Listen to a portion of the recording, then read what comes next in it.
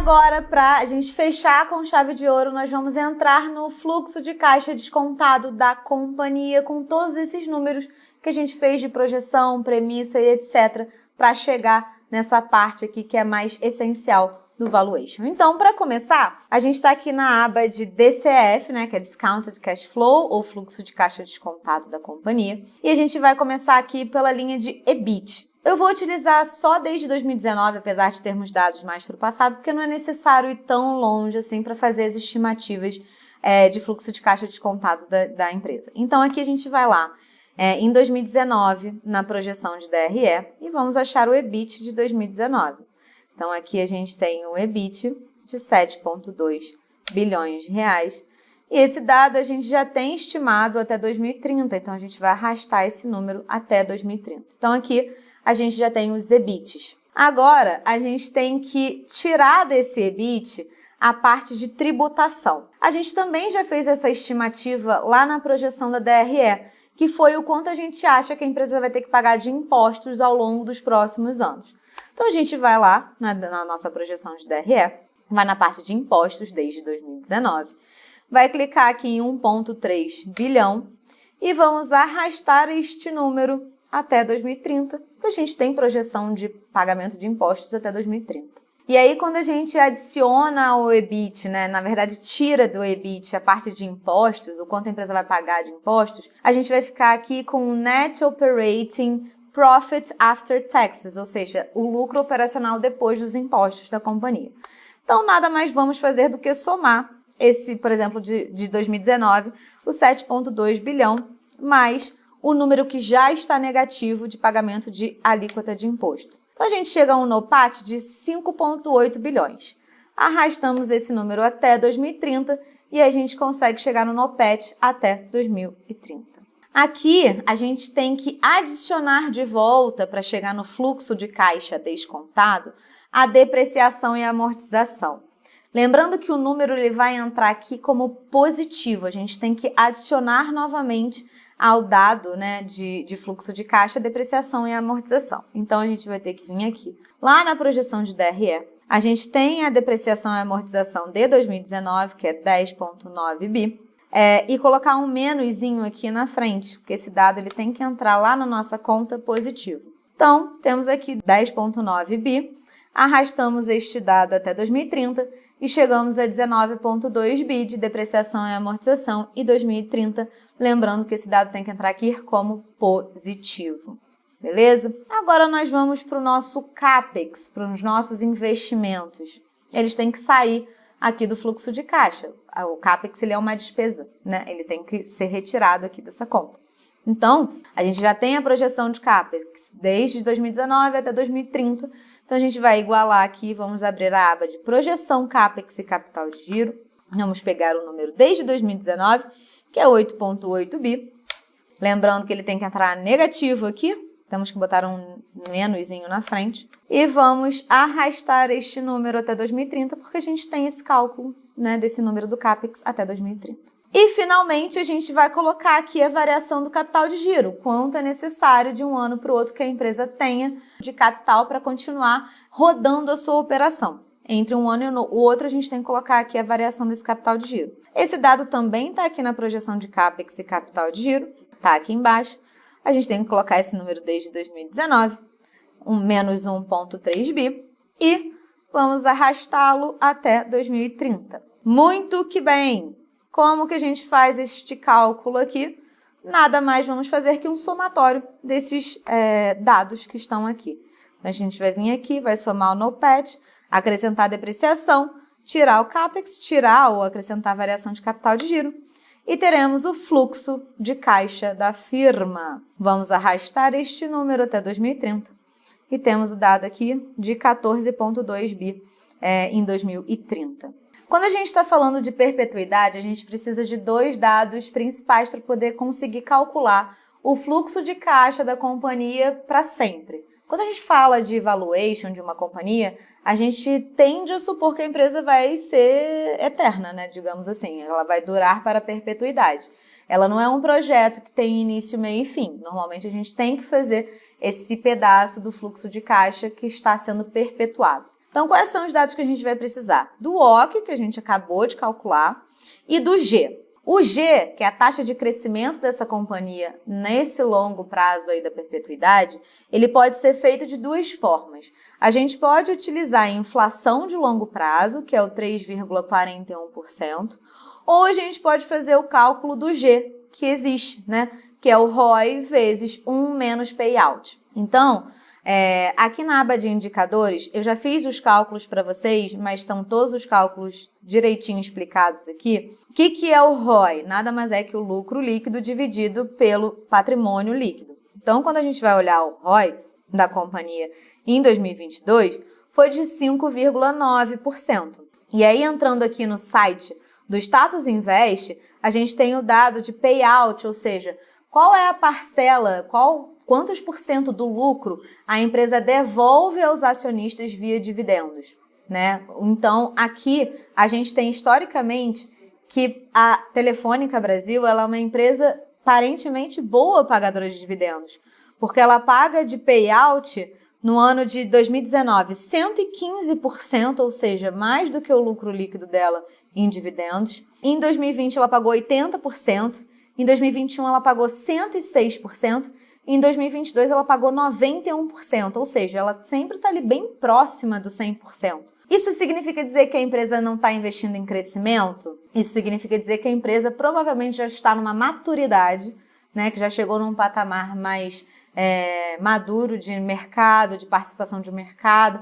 Ela ainda faz os seus investimentos, mas ela não precisa reinvestir tanto no seu negócio como talvez outras empresas de outros setores. Então, ela devolve aos seus acionistas grande parte do lucro que ela gera. Então, utilizando o dado de 91,08% e o ROI que a gente já tem aqui, a gente pode ver aqui que essa taxa de crescimento, ela vai ser o ROI, vamos pegar aqui o ROI de 5,9 vezes 1 menos esse payout de 91,08%. A gente vai ter um dado aqui de 0,53% de crescimento na perpetuidade. Vocês vão perguntar para mim, Aline, faz sentido crescer tão pouco? A gente tem uma inflação aqui de 3,41% estimado para 2030. A gente viu que nos últimos 7 anos, basicamente, o setor, a empresa, ela não cresceu muito em termos de receita, né? Ela teve uma otimização de custos e despesas operacionais, ela fez vários investimentos, se tornou líder de mercado em termos de campanhas de marketing, em termos de participação de mercado, em termos de liderança tecnológica, em termos de investimentos assertivos nas tecnologias, né? Então, mas assim, em termos de receita bruta, receita líquida, geração de fluxo de caixa, não teve um crescimento tão expressivo assim. Então, eu não considero um crescimento na perpetuidade desse, de 0,53%, tendo o payout que ela tem tão alto, que ela já não reinveste tanto assim no seu negócio, ser uma coisa tão discrepante. Então, 0,53% para mim faz sentido, tá? Vamos fazer aqui os próximos anos, né? Vamos fazer a perpetuidade, para a gente entender se realmente esse número faz sentido ou não. Então, como é que é o cálculo da perpetuidade? A gente vai pegar, abre parêntese, o último fluxo de caixa estimado, vai multiplicar por 1 mais esse crescimento e divide esse valor todo, fecha parêntese de novo, e divide esse valor todo por, abre parêntese, o OC menos crescimento. E a gente vai ter aqui uns 126 bilhões de reais na perpetuidade. Então, é um número que faz sentido, dado que é uma empresa que tem um fluxo de caixa constante crescente aí, e que tem um crescimento relativamente baixo aqui na perpetuidade, não é nem a inflação que a gente está fazendo. Como que a gente vai calcular aqui os períodos? Aqui, a gente tem que colocar o período a partir de 2022, que é 31 de dezembro. Então, para 2023 é um exercício, para 2024, 2... 3, assim por diante, até chegar ao 9, que seria ali o fluxo de caixa, o período, né, da perpetuidade. A gente tem que fazer o cálculo aqui do fator de desconto. O que seria esse fator de desconto? Seria essa taxa, né, de WOC, da taxa ponderada de capital da companhia, descontados os períodos que que foram passando ao longo do tempo. Então, a gente tem que fazer aqui, essa taxa nada mais é que 1 sobre 1 mais, abre parênteses de novo, 1 mais o WOC, fecha parênteses 2 vezes, e eleva esse valor ao período, o número de períodos que está referente ao final do dado que a gente tem de 2022. A gente vai ter 0,9 aqui. Vamos lembrar de travar o WOC, para ele não sair andando quando a gente arrastar a fórmula. Então, arrastando a fórmula, a gente tem aqui esses dados, vai diminuindo, né? 0,9, 0,8, 0,7, etc. E aí, o desconto, o fluxo de caixa descontado, é pegar esse fluxo de caixa aqui, que a gente estimou, e multiplicar por esse fator de desconto. Então, aqui, a gente tem o fluxo de caixa descontado até perpetuidade da Vivo. Perfeito? Muito que bem. Vamos continuar aqui o nosso valuation. Aqui, a gente vai tentar estimar o quanto a gente acredita que a empresa vale realmente com base nesses fluxos de caixa que a gente acabou de fazer. Então, primeiro a gente tem que pegar o Enterprise Value, né, que é o somatório desses fluxos de caixa, sem a perpetuidade. Então, aqui a gente vai fazer um soma desse fluxo de caixa sem a perpetuidade. A gente tem 54,6 bilhões. A perpetuidade a gente tem que pegar, que são de 46,5 bilhões. E, finalmente, a gente vai somar estes dois e chegaremos ao número do Enterprise Value, ou seja, o quanto a gente acredita que a empresa vale como um todo, de 101,1 bilhões de reais. Então, aqui a gente vai pegar o total da dívida líquida da companhia, que a gente já tem aqui nos dados operacionais da empresa. Então, aqui esse número tem que entrar como negativo, para a gente encontrar o quanto que vale só a parte de equity, né? A parte de capital próprio, patrimônio da empresa. Então, a gente vai pegar esse dado aqui, vai colocar o menos, não se esqueçam. Vamos aqui em endividamento. A gente vai pegar a dívida líquida da companhia, já contabilizando os arrendamentos, né? Que faz parte do negócio da empresa, que é de 16,875. Então, o total do equity value vai ser nada mais, nada menos que o EV da empresa, né, o Enterprise Value, menos a dívida líquida dela, tá? Então, a gente vai chegar aqui num total de 84,3 bilhões de reais. Perfeito. Agora, como é que a gente acha o número por ação? Coloquei aqui para vocês o link, né, o print da posição acionária da Telefônica Brasil, e aqui ela tem a quantidade total de ação, que aqui tem 1.683.556.731 ações ordinárias de VIVT, né? O total de ações que estão com a Telefônica, com o Grupo Telefônica, que estão com os minoritários e que estão em tesouraria. Então, esse número, a gente tem que dividir aqui esse número por 1 milhão, para a gente chegar num número que seja compatível com os dados que a gente está utilizando aqui, que são milhares. Então, utilizando essa divisão aqui do número total de ação por 1 milhão, a gente vai chegar, como que chega no preço-alvo? O 84,3 bilhões dividido pelo número de ações. Chegamos aqui no preço-alvo de Vivo de R$ 50,68, mais ou menos, tá?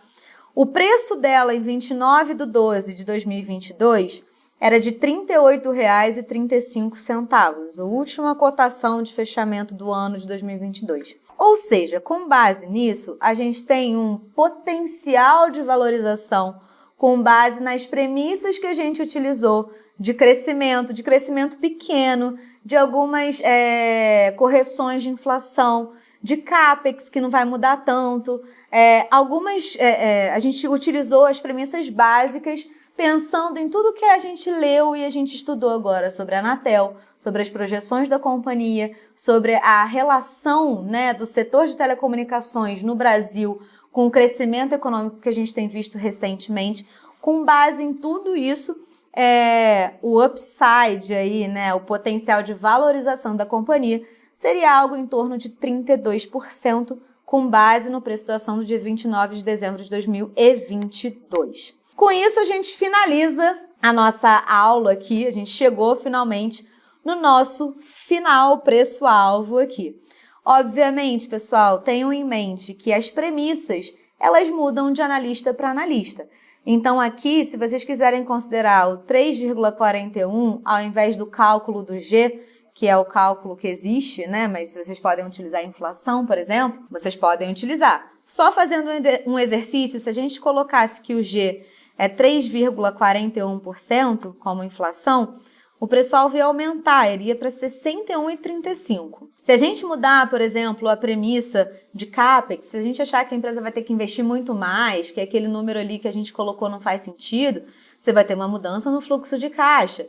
Se você achar que a depreciação você quer fazer do método tradicional, como a gente tinha visto nos outros modelos, e a depreciação ir caindo ao longo do tempo, isso também vai mudar o preço-alvo. Então, assim, os modelos de valuation eles são extremamente sensíveis às mudanças de inflação de Estados Unidos, a diferença de inflação Estados Unidos-Brasil, a relação de se a empresa está muito endividada ou menos endividada. Se você quiser usar os dados oficiais da companhia ou se você quiser usar a média do setor nos Estados Unidos, tudo são pequenos pontos que vão fazendo diferença no valuation e que podem ser alterados. Isso aí vai de acordo com o que você acredita.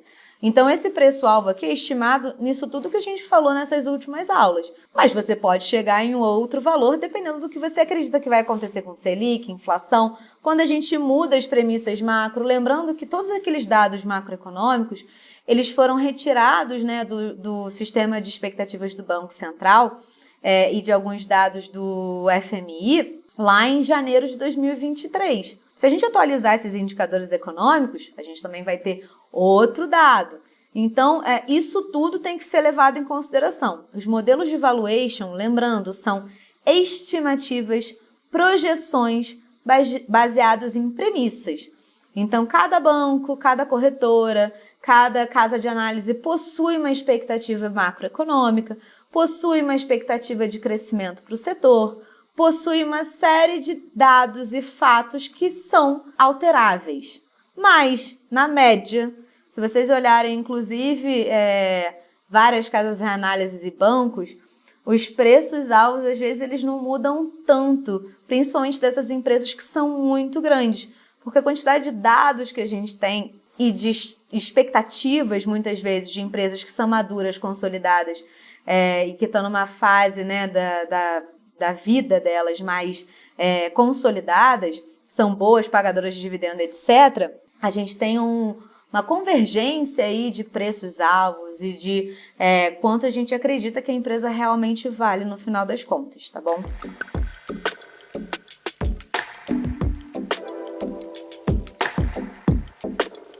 E só para a gente finalizar essa aula, a gente não pode esquecer da nossa aba de indicadores, né? Então, é importante que a gente observe também como que está a empresa em relação aos seus indicadores de liquidez, de rentabilidade, de endividamento, os indicadores de valuation e até comparar com outras empresas do setor. No caso aqui, a gente só consegue comparar basicamente com a TIM. Como a Oi está em recuperação judicial, gente, eu nem tenho colocado ela aqui como uma comparação factível com a Vivo, porque os dados de balanço e etc. estão muito poluídos. Tem muita coisa que começa a não fazer muito sentido quando a gente está falando de uma empresa que está numa situação como a da Oi, então eu não tenho considerado ela aqui quando a gente faz a comparação no setor de telecom, tá bom? Então, só para a gente finalizar, índices de liquidez, a gente está falando de liquidez geral, que nada mais é do que o ativo total dividido pelo passivo total. A gente tem um número aqui bem saudável para Vivo, tá? Bem acima de 1. A liquidez corrente, que é o ativo circulante sobre o passivo circulante, ou seja, o que a empresa tem e o que ela de ativo e de passivo no curto prazo, né? No circulante, que também está ali bem próximo de 1, então também está bem saudável e tranquilo. A liquidez seca, e aqui a liquidez seca, a gente está falando de ativo circulante menos o estoque. A gente tira o estoque, porque o estoque normalmente ele é mais difícil de se tornar liquidez, dinheiro rapidamente, né? Sobre o passivo circulante, e também a gente tem dados bem saudáveis para Vivo. E a liquidez imediata, que nada mais é do que o caixa dividido pelo passivo circulante, que está ali próximo de 0,30, né? Mais ou menos 0,20, que são também um caixa relativamente robusto para as obrigações de curto prazo que a empresa tem. A gente tem o ROI da companhia, como eu acabei de falar para vocês, que é o retorno sobre o patrimônio líquido, ou seja, lucro líquido sobre o patrimônio, e a gente pode ver que o ROI da companhia não é lá grande essas coisas, né? Então, a gente pode ver aqui que 2016 ficou em 5,9, já chegou a bater 12,5 em 2018 e voltou para 5,9 em 2022. Ou seja, o retorno sobre o patrimônio não é lá grandes coisas, a gente já viu ROIs aqui bem maiores em outras companhias. O ROIC, que nada mais é aqui também que o NOPAT dividido pelo capital total, né, que é o capital próprio, que é o patrimônio líquido, mais o capital de terceiros, que é o endividamento da companhia, que é o retorno, né, sobre todo o capital que foi investido na empresa, que tem um valor aqui médio de 6,8, já bateu 9,1 e voltou para 6,7. E o retorno sobre o ativo, que nada mais é que o lucro líquido sobre o ativo total, que tem um valor aqui bem inexpressivo, talvez, de 4%, fica girando em torno disso, já chegou a 8,7 em 2018, mas voltou para 3,4 em 2022. Falando de indicadores de endividamento, a gente não pode esquecer nunca, jamais, em tempo algum, de dívida líquida sobre o EBITDA, e aqui a gente tem esses dados que são bem baixos, tá? Isso mostra que a empresa tem uma saúde em termos financeiros de endividamento bem relativamente tranquila. Lembrando que o número que a gente começa a considerar mais crítico é a partir de 2,5 vezes de dívida líquida EBITDA. Então, ou seja, quantos EBITDAs, né, quantos exercícios fiscais de EBITDA a empresa precisa para pagar só a dívida já tirando caixa, né? O endividamento líquido da empresa. 0,26 vezes, gente, é muito baixo, já chegou a 0,88, tá? Que foi mais próximo de 1 que a empresa chegou nos últimos 7, 8 anos, e mesmo assim é muito saudável, então não é uma preocupação isso aqui. A gente tem o dado de cobertura de juros, que é o EBIT sobre a despesa financeira, que também são dados bem saudáveis aqui. A gente tem a dívida sobre o ativo, que é baixíssimo, tá? O total da dívida sobre o total do ativo da companhia, que é 0,1, ou seja, 10%, já chegou a 0,2, o que é muito baixo. E dívida líquida sobre patrimônio líquido, ou seja, o quanto que a empresa tem de dívida em relação ao que ela tem de patrimônio, que também é muito baixo, tá? Relativamente inexpressivo. A gente tem os indicadores de valuation, que são aqueles famosos, PVPA, PL, EV/EBITDA. O EV/EBITDA da companhia sempre girou em torno de 4, tá? É um valor relativamente ok, tá? Dentro da média do setor, que gira em torno de 4, ou seja, não é uma empresa que, em termos relativos, me parece muito barata. Ela é uma empresa que está no preço, basicamente, porque a média do setor gira ali em torno de 4 também. Então, ela já foi 3,9, chegou a 5,3, voltou para 4,18. Inclusive, comparando com a TIM, que é 3,03, a TIM parece mais atrativa em termos de EV/EBITDA quando a gente compara com a Vivo. Lembrando, pessoal, isso aqui são múltiplos que nos dão referência do que está acontecendo na companhia, são indicadores que pode ser que a empresa esteja barata ou não, quando a gente faz uma comparação relativa, mas lembrando, olhar só um indicador não significa absolutamente nada. Você pode ter tido uma distorção naquele ano, uma distorção de dado por qualquer motivo que seja. Então, muita atenção a quando a gente olha múltiplos indicadores. Falando de PL, que é o preço sobre o lucro, né? A gente tem aqui valores relativamente altos, de 15 vezes, chegando até aqui a 16,4, 16,5.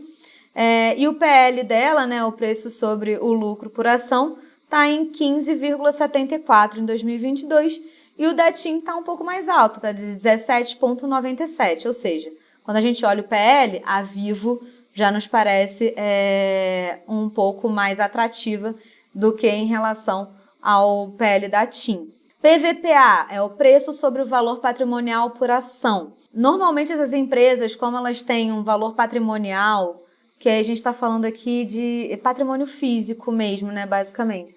Então, como é uma empresa que tem intangível imobilizado alto, né, o patrimônio, ele está sempre perto de 1, tá? Então, dificilmente, assim, tem um grande desconto de valor patrimonial dessas companhias. No caso, a Vivo sempre ficou ali perto de 0,9, já chegou a 1,17 e voltou para 0,94 no final de 2022.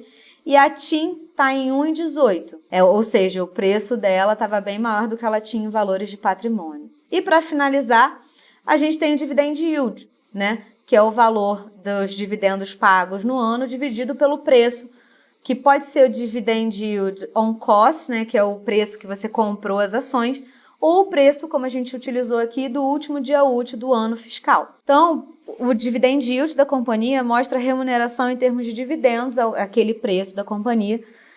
A empresa teve 5,28% em 2016, já chegou a 9% em 2018 e voltou para 7,97%. Em termos de dividend yield, é bem interessante, tá? Uma empresa que tem um payout alto, tem um dividend yield que gira em torno de 7, 8%, me parece bastante interessante a longo prazo. E comparando com a TIM, a Vívola tem um dividend yield mais alto, tá? A TIM tem um dividend yield de 4,66 no final de 2022. Portanto, pessoal, finalizamos aqui a nossa análise de Vivo, o nosso case do setor de telecom. Lembrando, como eu acabei de falar para vocês, valuation é basicamente uma arte, tem muito a ver com tudo que você estuda, acredita e consegue imputar dentro do modelo, tá? A gente pode mudar vários dados, né? Vocês podem ver como o modelo é sensível a, por exemplo, a taxa de crescimento, ao WOC, a dados macroeconômicos. Então, isso tudo pode mudar muito, tá? O que a gente fez aqui foi um exercício acadêmico com dados mais gerais, mas que vocês podem ver que se aproximou muito do preço-alvo das principais casas de análise e bancos de investimento que vocês têm acesso, né, na internet. Então, para vocês entenderem como não são números tirados aleatoriamente do nada, né? Tudo que a gente usou aqui tem base nos dados que a empresa fornece, nos dados de projeção de Anatel, de outras empresas do setor, de consultorias, etc. Então, é isso, pessoal. Chegamos ao final do nosso módulo de análise de setor de telecomunicação. Espero que vocês tenham gostado, aproveitado. Vejo vocês na nossa aula de Tira Dúvidas, que vai ser uma aula ao vivo, tá? E é isso, espero que vocês tenham gostado e vejo vocês nos próximos módulos. Até mais, tchau, tchau!